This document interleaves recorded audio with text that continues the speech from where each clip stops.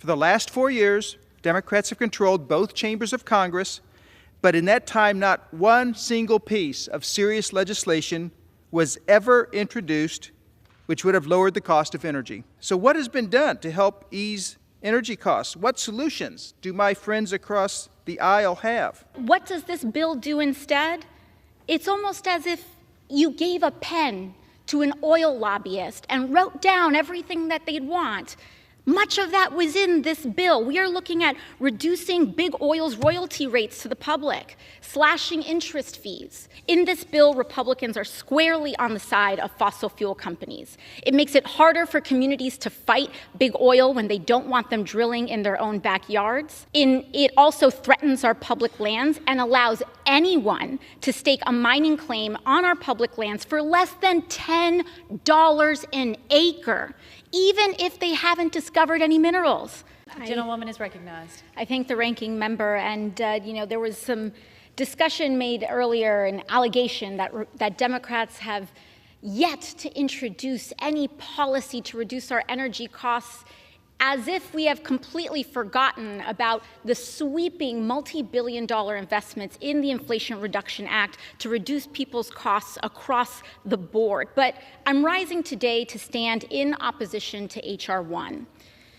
While Republicans try to claim that this is a bill to lower people's energy costs, we really see when you start digging into it that what this bill actually shows us by the Republican authors is that they actually have no plan to reduce our utility bills or even prevent climate disaster in the United States.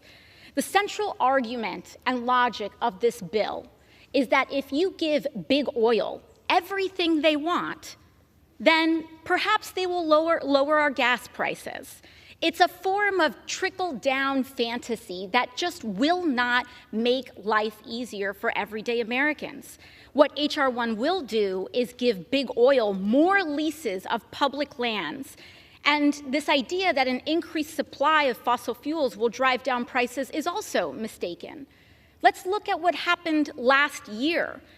We saw how big oil more than doubled its profits to $219 billion, all while price gouging customers at the pump, not because of supply issues, but because they can. Republicans opposed solutions that we even put forward, like a windfall tax on price gouging on big oil in order to prevent these kinds of behaviors.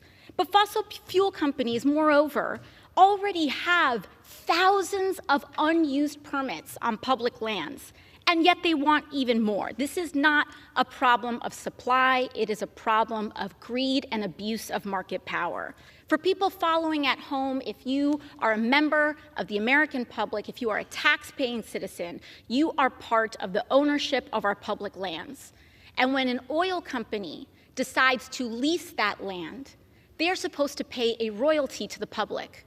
What does H.R. 1 do? Slashes that royalty rate so that there is very little payback or investment into the American people and many of our programs. And despite the fact that more than 40% of Americans live in counties hit by climate disasters, this bill prohibits agencies from even considering climate change when deciding whether or not to issue a permit to a drilling company. None of these things are going to lower our costs at the pump. None of these things are going to actually reduce our utility bills. And in fact, in talking about this allegation of a lack of Democratic proposals, Democrats introduced 95 amendments, proposed 95 amendments to this bill, and the Republican majority rejected all but 7. I myself personally sponsored an amendment in the spirit of this bill, allegedly, to try to reduce prices. And my amendment would have made sure that the subsidies that the federal government provides to oil and gas companies actually make their way to the American people instead of lining the pockets of billionaire CEOs, but actually having the intended effect. But Republicans rejected that amendment too. They've made clear where they stand. And I could not emphasize enough how detrimental and damaging this bill would be, not only to the climate crisis, not only to the purpose of even trying to reduce our utility costs, but moreover, from the ability for the American people to actually receive an investment on the public lands that they lease out. And with that, I yield back to the ranking member.